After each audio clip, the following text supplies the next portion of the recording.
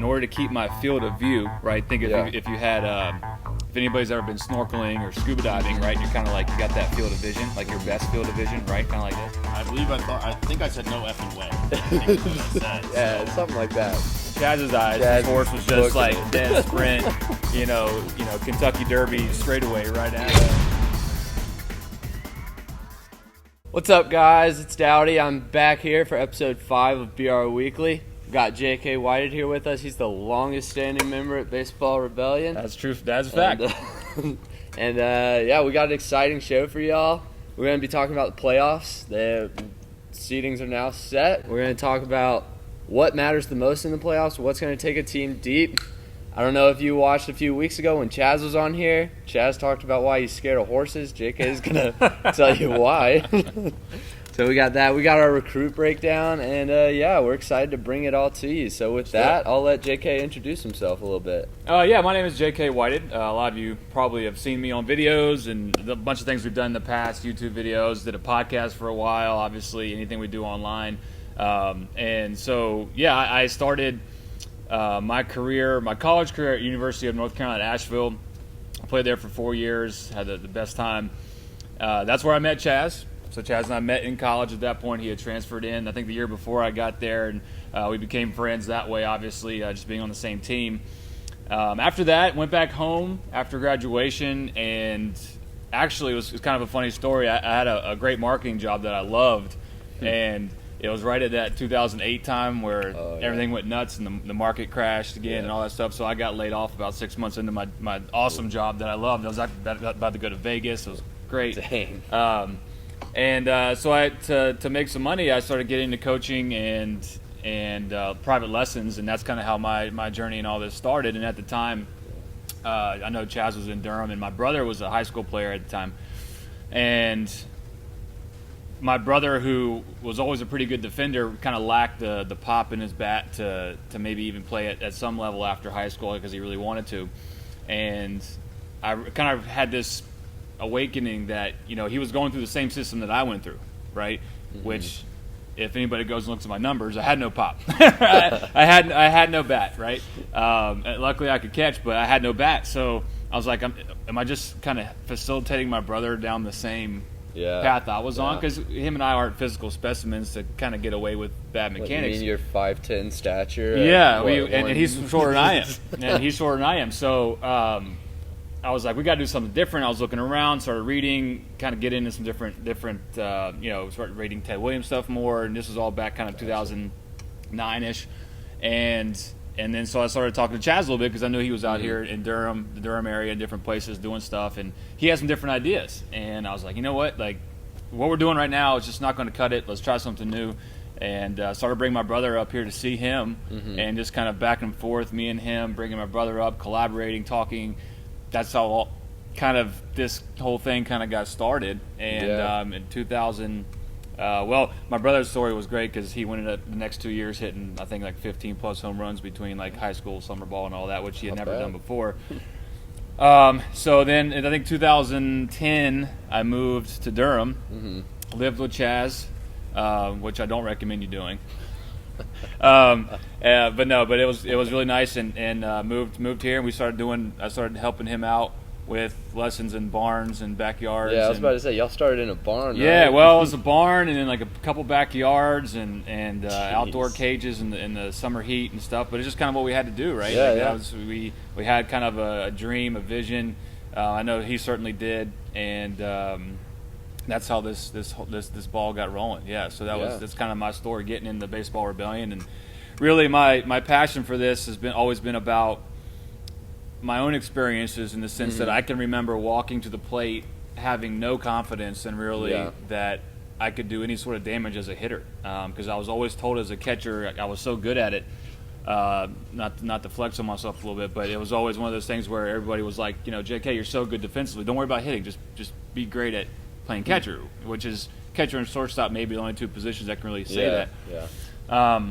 And I just kind of listened, and even though I did practice hitting a lot, I didn't know what I was doing, so my passion in all this is helping kids at all ages have that confidence when they walk up to the plate and just knowing that they're going to have that feeling walking to the plate. When I see that kid make that transition from the kid that walked to the plate before with doubt and fear and lack of confidence, obviously, when I see that kid start to turn that corner into that different type of hitter, that's where I really feel good about what I'm doing. Yeah. Because a lot of stuff in baseball and sports, as we know, translates into life, and if a kid, especially at a younger age, can learn to do that and have that confidence whatever they go about doing, because they put in the time, they put in the work, they trust the process, and they start to enjoy the process, then they're going to be set up for success. And that's one of my favorite things to do, or basically the main reason why I do what I do.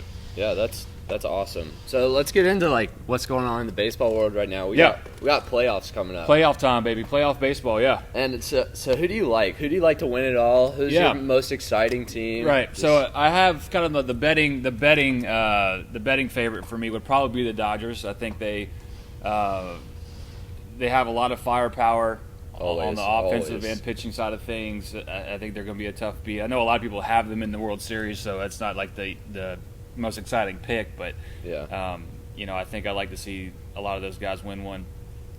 Yeah, I know. I'm excited about the Rays. I've always been a Rays fan growing up. Here in Durham, we have the AAA team, the Bulls, so I've seen tons of people come through there, go on and play for the Rays. Now they're finally a 1 seed. Yeah. Have a chance to win our first, so I'm super excited, but I have to say I'm worried about this first-round matchup with the Blue Jays. Yeah, and that would be my most exciting team. A lot of youth on the team, obviously with the Bichettes and those that crew, so I think they're my most exciting because, with the youth and energy coming in, maybe not as much experience on some parts, but a lot of energy, a lot of excitement, a lot of young, fun hitters to watch, especially. So, yeah, that's my fun team to watch, but obviously I think the Dodgers are probably my team to win it. Yeah, and I know the Rays beat the Blue Jays in the series this year. It was 6-4, but I know we got outscored by like 4 runs in total. So you never know. It's going to be an exciting first round, clean slate. 1 versus 8 that you don't usually see as being that exciting. Yeah. But I'll tell you another team that I actually talked with Garrett about last week on here was the Yankees. Yeah. They're just smashing home runs right now, breaking records of how many home runs they hit in a game, how many in an inning, just left and right. Yeah, tons of offensive power on for those guys, obviously with the big names of Judge and Stanton, and obviously hopefully they stay healthy. And then Voit is big. Yeah, Voigt's a big old boy too, and he hasn't had a ton of time in the league, but because you never really know, I think, sometimes in the playoff picture how the playoffs are going to impact guys mentally, especially if they haven't been there before a whole lot. Yeah.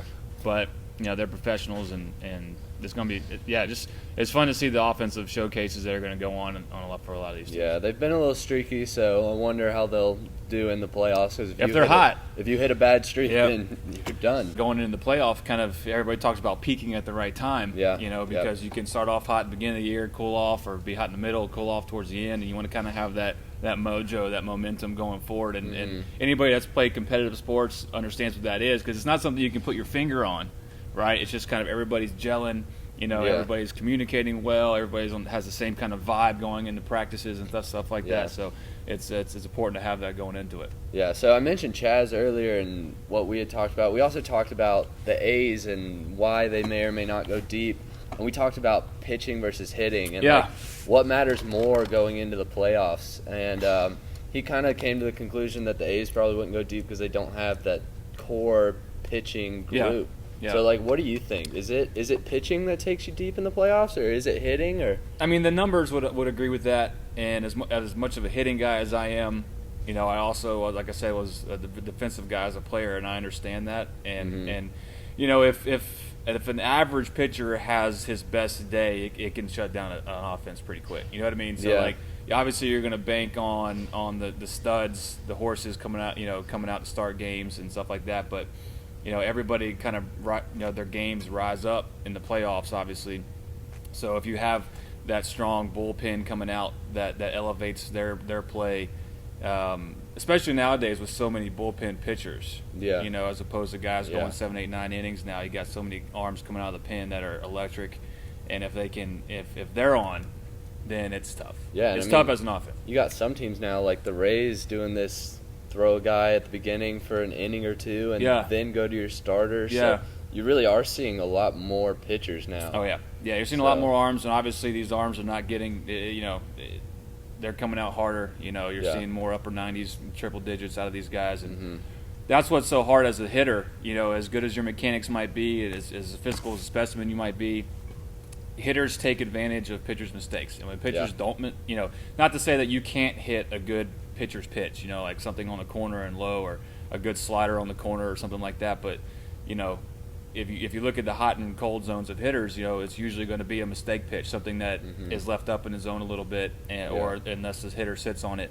So if pitchers are on, even a guy who's obviously a major league average pitcher, still really good, but comparison to their they don't have coworkers, to be Clayton Kershaw. Right. If their game is elevated, coming out of the pen, and obviously they have someone at the end to shut it down, very tough to be good offensively. Yeah. So we'll see how it goes. Yeah, I mean, I'd honestly probably agree with you. I think hitting is great, but a pitcher can shut down a hitter. Yeah, absolutely. Yeah, and one of the things in the playoffs that's always kind of been pretty steadfast is the teams that can usually at the end of the series have the most extra base hits will probably win, and that's again hard to do, but it's a stat that rings true, because obviously if you're hitting, if you have 3 singles in a row, that doesn't necessarily mean you're going to score, but 2 doubles is a definite run, right? So the team that can squeak out 1 extra base hit, 2 extra base hits more than the other team tends to have the advantage offensively, because the pitching is so hard, especially in the playoffs. So we'll see who can get that extra base hit tally up. Yeah. So I feel like we've talked about Chaz a ton. So why don't you just go ahead and tell us about this horse story from Chaz? Okay, so we'll rewind it back a little bit. So this is back. This is back in the barn days, where literally one of the facilities that we had, I think it was in Creedmoor, North Carolina, which is exactly where you think it is, nowhere. But it's so this is one of the places my brother and I used to go to when we first started coming up. But literally, the cage was in an old shed next to a barn with a a couple fields, paddocks, and all that, and it had a horse and a donkey, I think, or a miniature horse or something like that, and chickens, the whole deal. Yeah. And it was funny because one day, I think my mother, I wasn't there for this, but my mother had to bring my brother up to see Chaz one week, and because we lived in Greensboro, so it wasn't that far, and she brought him up, and they did the lesson, and I guess one of the horses had gotten out, because sometimes they can gates get left open, they nudge the gate open. Horses are very smart. My mother has been an equestrian her whole life and is very familiar around horses, and Chaz is not. So again, I wasn't there for it, but basically what happened was the horse was out and free to kind of roam, and so the Chaz goes out, I guess, out of the lesson, sees the horse, right? And I guess the horse sees him, right, and starts to gallop a little bit towards Chaz. Because horses are, pretty human-friendly people and big animals, obviously. And so Chaz, I guess, just takes off running and is just terrified of this horse to the point where he's running into the woods. I can't remember where he ran. He could tell you a lot better than I could, because again, I wasn't there. But my mother was there. Right, and at the time, she's obviously not the youngest woman, but she's been around him, and she's like, the horse was basically walking, and in Chaz's eyes, this horse was just dead sprint, Kentucky Derby straightaway right at him, and to his credit, even a horse at a slight gallop is a little bit intimidating unless you've been around him. So my mom, and she's this tall and not very strong, just walks over and grabs the horse, takes it, walks it to its stable, and not a big deal. Shut the gate. But Chaz was terrified, and to this day thinks the horse was trying to kill him. But no, I don't think that was the case. I think it was just a horse walking towards a human being, because he probably thought he had food for him or something. I don't know. But yeah, so that's that. So yeah, it was. I'm assuming it was pretty funny if you were there to see it. Yeah, I'm sure it was. Yeah.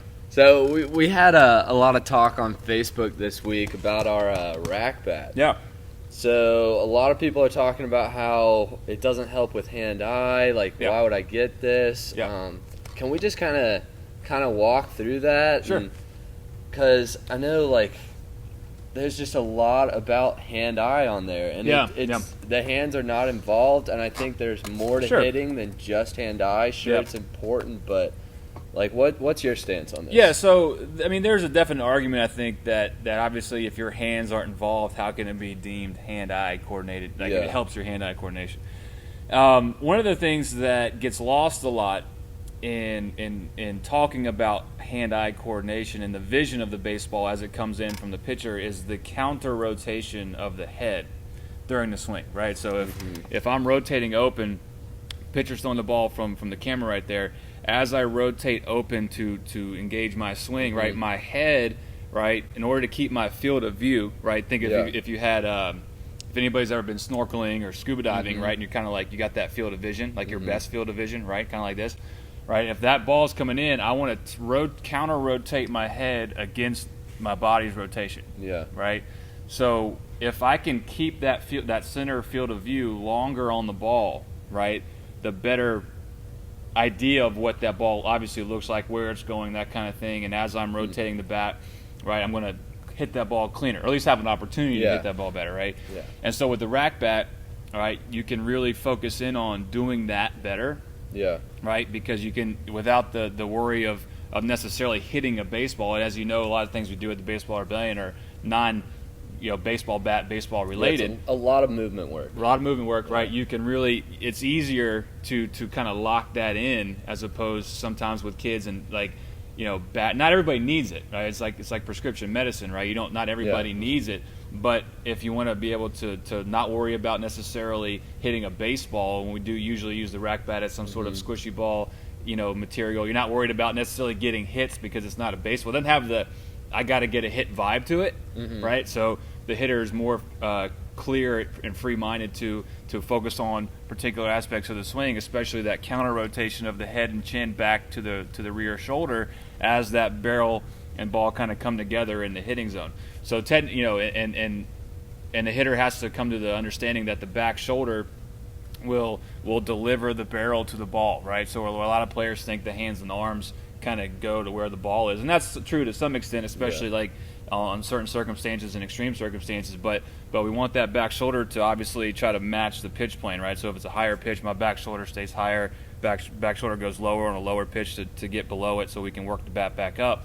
So if you combine those two ideas of the counter rotation of the head and the shoulder changing planes, you're really working on the actual parts of the body that do help you see the ball better and get the barrel to the ball more cleanly. Yeah, does that make sense? So you're not technically using your hands, but in a sense, you're going to be helping your hand-eye coordination because you're not worried about your hands.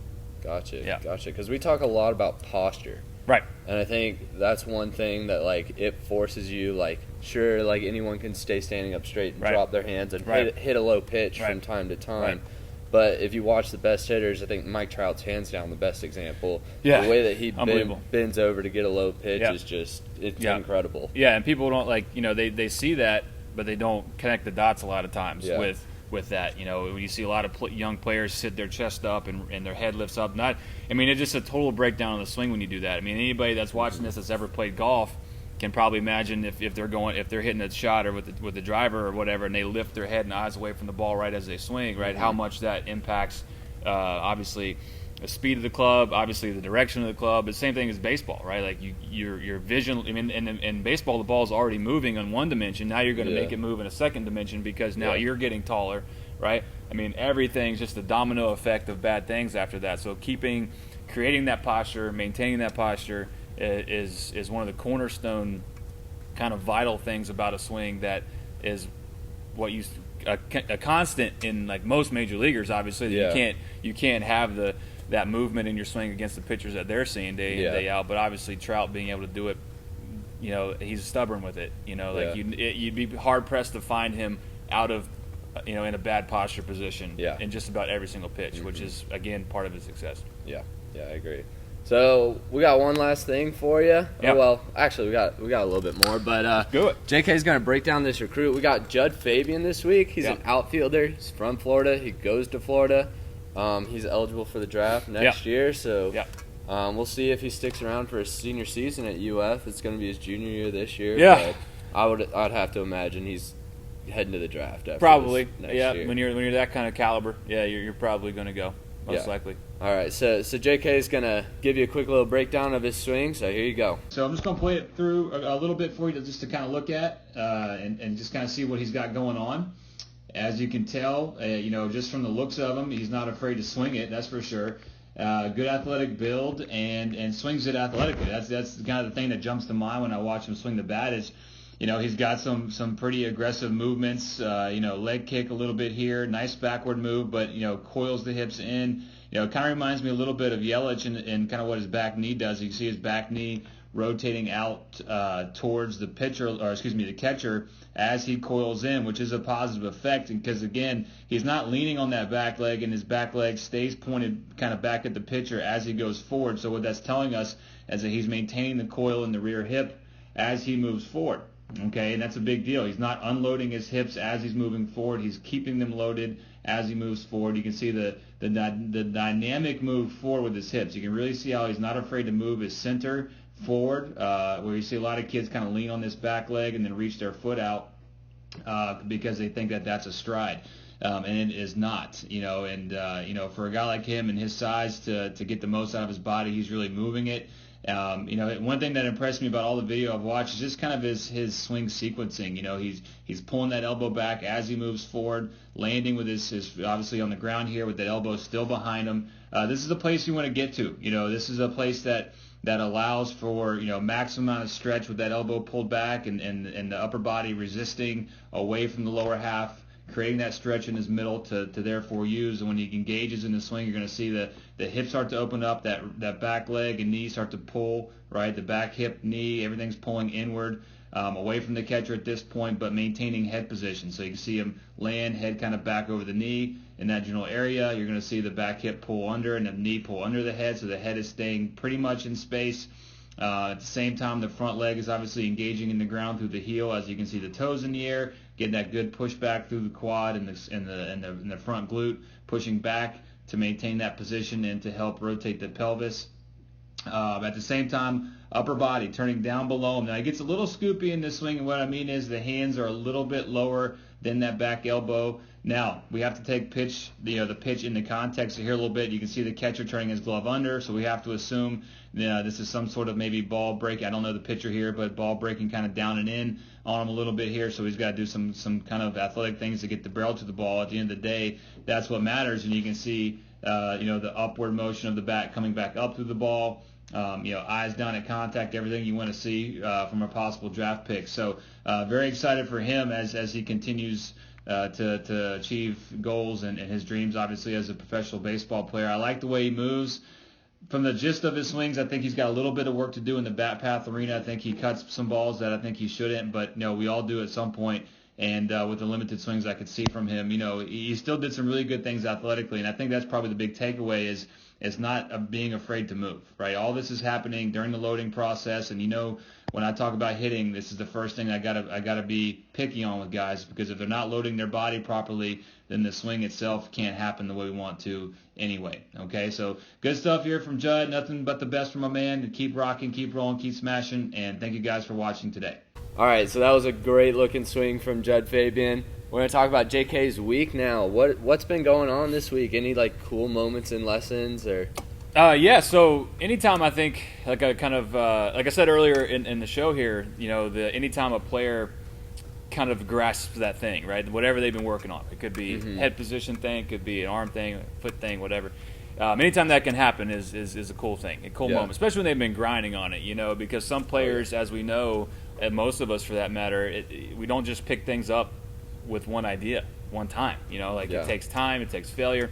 And I have one kid in particular who I've worked with for a while now, and he's got so many awesome things about his swing, but he's always had this pretty violent pull across his chest with his swing. So he's he gets in a great spot. Loads well, gets to good positions in his load, foot down, everything is right where it needs to be, and then there's something about his brain that tells him he's got to rip that front arm across his chest. And so we had this kind of turning point last week where he started to realize that and this is something for obviously everybody to learn from, but pulling, he wants to pull the ball a lot because he understands that good hitters pull the ball more often than they don't, right? And making an earlier mistake in the swing, meaning out in front of the plate, hard contact, is going to yield better results than when you're beat, right? But he was going about it the wrong way, so we've been talking about understanding that pulling the ball the right way versus trying to pull the ball by pulling the bat, right? So if you try to pull the bat to pull the ball, oftentimes you kind of run the risk of cutting across the back of the ball and sending a lot of side spin on the ball. If you do make contact out in front, there's a chance you hook a lot of balls, so it's very hard to keep even inside pitches fair. So we've been doing a lot of up the middle, barrel path work, backs. He's got to feel like that. His lead arm is working. Even at the most at the pitcher, right? He's even got to feel like he's actually working that barrel towards the second baseman. He's right-handed, towards the second baseman some, which is a tough thing, right? It's a tough thing because it feels counterintuitive. Like my bat's going to be going that way, but I'm going to hit the ball to my pull side better. Like it's weird. Because obviously swings work in circles and arcs. So like the difference between an outside pitch and an inside pitch really is just the distance on that arc that the bat travels before I make contact. So he kind of finally started to grasp it, and you saw his average velocity go up. You saw his distance went up. We definitely care about the one-time numbers, but his average distance went up. So all those averages that you want to see, his miss hits got so much better. And anybody that knows about me in lessons, that's probably the biggest thing I harp on is when you miss hit, you have to miss hit well. Yeah, you're really only as good as your miss hit. Like anybody can smash a ball one time. But it's when you're beat and you don't get great contact, then what are you doing then? Because that's what happens way more often. Exactly. So he kind of had that turning point. And we've been stressing his swing a lot with velocity and different things, and he finally figured out that I can have this approach with my swing path. And everybody's approach is different. Approaches are different for different people for different reasons, but he finally kind of found his, and that's a big, and he's only I think he's only 11, 12 years old, so for a kid that his age to kind of have that big league approach to practice and focusing in, because he used to get really upset when he mishit balls poorly because he expected so much of himself, but now he mishits the ball hard, and when he actually realizes he's a human being and he's going to make some mistakes, he just kind of shakes it off and moves on to the next one, where before for him it was a big deal. I mean, he would get kind of emotional about it, and now he's just shaking it off and moving on to the next swing. So it was good to see him do that, and as the instructor, see that growth in him as a human is cool. All right, so each week we bring y'all a drill of the week. JK's got one for us this week. He's going to tell you a little bit about it. Yeah, so the drill of the week this week is going to be kind of stemming from the player that we spoke about earlier about finding that right bat path. And for him, I gave him the idea of hitting a ping pong ball, which most of us are probably familiar with. If you haven't done it before, you probably will. But hitting a ping pong ball and kind of in the baseball side of things being the same is where if someone tosses me a ping pong ball from the front with like a front toss situation, and I have a flat bat or a ping pong paddle, I have to keep that paddle going into the ball square, through the ball square, and even after contact, continue to try to keep that backhand going out. So it's a one-handed drill, which we don't do a ton of, but this one has seemed to kind of catch fire with a lot of my players, especially him. And so especially with his flaw, where he had a lot of front side pull across, where if you were to hit that ping pong paddle or swing it into the ball in that kind of manner, it would put a lot of spin on the ball, which we know as a hitter's spin will kill distance, obviously kill velocity and distance together. So by keeping that going through the ball, he's going to create a little bit of that backspin that we do want, but it's going to keep his barrel in the zone longer. He's going to be able to miss hit the ball better, like we talked about, all fields, backside, pull side, and especially the pull side, where a lot of balls, especially 2-0 counts and things like that, you're going to be able to keep that dream pitch that you might get 2-0 and keep it fair to the pull side of the field, and instead of hooking them foul and things like that, which can get pretty frustrating. So some of it's visual and understanding where things are in space, but with a ping pong paddle, it's very tough to do it right and not get the result. And if you do it wrong, you're going to see that spin and the ball's not going to go anywhere. So it's a pretty cool idea. What's up, guys? JK here from the Baseball Rebellion. Today to give you your drill of the week. And I talked about this drill in our show a little while ago. And basically the idea came to me from a ping pong standpoint, which I think everybody here has probably played ping pong at some point in their life. And if you had a ping pong paddle, today instead of a ping pong paddle, we're going to use the flat bat. Okay, but everybody that's had a paddle in their hand before understands what that feels like with the big flat side. So if someone were to toss a ball to me that way and I had to hit a ping pong ball over the center fielder's head, especially for a lot of players who might have a lot of pull across with their lead arm, especially if you're a left-handed hitter who throws right-handed frontside dominant guys. But most people have this issue, and that pull across really sends a lot of side spin on the ball, cut balls left to right, kills distance, kills velocity. So we really want to eliminate that. The idea here is if I had to hit that ping pong ball over the center fielder's head, I must keep the flat paddle going out as long as I can, almost to full extension, to avoid any pulling across and putting side spin on the ball. Okay? So it's a very simple idea. Ball's going to be coming from Eric from the front. I'm going to try to keep this flat side going out as long as I can. Don't have to go too fast here. Again, it's one hand, making sure your posture is good. Obviously, any sort of posture changes will throw that off. I'm using this white line right here on the ground in front of my toes to help me kind of trace my arm path as I go out, making sure that I'm not pulling across this white line too soon. And again, we're just trying to work everything middle here, nice and smooth, nothing crazy fast.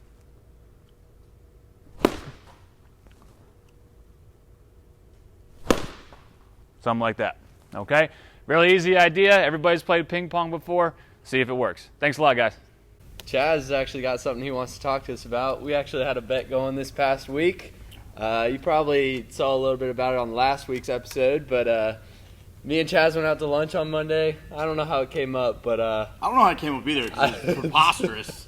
I bet him that me, having not pitched in 6 years and really not thrown much in the meantime, I could just come out here and throw 80 and 85 from a running gun, which he said was ridiculous. I think I said no effing way. I think that's what I said. Yeah, so. something like that. So he bet me 5-1 odds that I couldn't do it, and so I took him up on it. I said I'd need a little time to get the whole arm loose, so we said Friday would be good. This is a Monday. This is Friday last week. Yep. And you threw some, I guess. I don't know if you practiced a little bit, yeah. EPO, I loosened up a steroids, little blood bit. thinning, blood doping. I don't know what you did. But whatever you did, it worked, and you won the bet, right? I paid you up. That's all that really matters. Came right? out here and threw 82 and 87. Absurd. I don't know how he did it. He is officially the second most athletic swimmer in the history of the world behind Michael Phelps. So congratulations. Thank you. Yes, that's a shot at swimmers.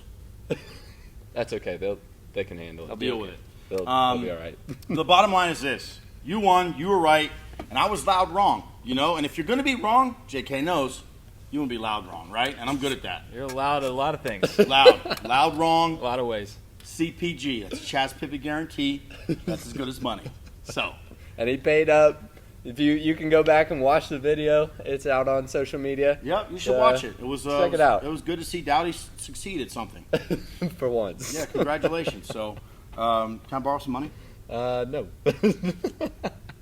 So that's it for this week. Thank y'all for watching. Leave us any comments, any questions. We'd love to answer them. We love to talk about them. We want to know what you guys want to see. So let us know. And join us next week. We'll have Luke next week. So we're going from the oldest member at Baseball Rebellion Appreciate to the that. youngest. Yeah, you're welcome. So Luke's been here about a month or two at this point. So be interesting to see what he has to say. So join us next week.